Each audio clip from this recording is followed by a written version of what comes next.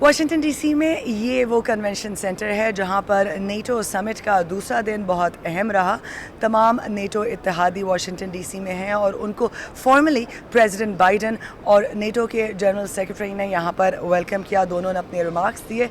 सदर बाइडन का ये कहना था कि नेटो पहले से उसकी डिफेंस कैपेबिलिटीज़ बेहतर हुई हैं, उनको मज़ीद मजबूत करने की ज़रूरत है। उन्होंने रशिया के बारे में बात की कि रशिया जो है यूक्रेन में जो उसकी जंग जारी है वो चाहते हैं कि यूक्रेन को मज़ीद मजबूत किया जाए। सारे नेटो इत्तेहादी मिलकर अहम ऐसे फ़ैसले लें और कुछ फ़ैसले लिए भी गए।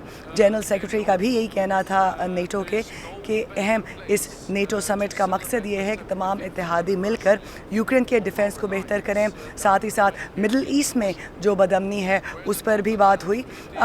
इससे पहले जब उन्होंने फॉर्मली सबको वेलकम किया, उससे पहले साइड लाइंस पर भी मीटिंग्स होती रहीं।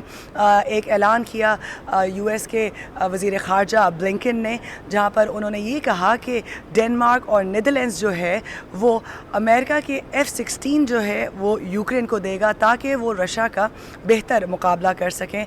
और 2 F-16 अमेरिकन मेड F-16 जो हैं वो यूक्रेन पहुंच भी चुके हैं, बाकी रास्ते में हैं।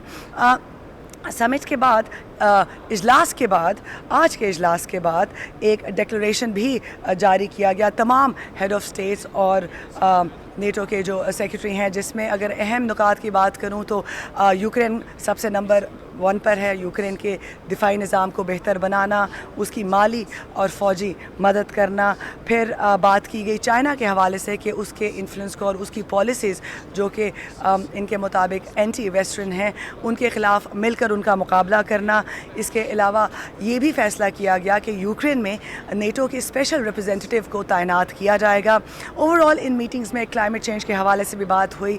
जंग के जो ख़तरात दुनिया को लाहक हैं उसमें नेटो किस तरह से मिलकर, अपने इत्तेहादी किस तरह से मिलकर जो है उनका मुकाबला कर सकते हैं।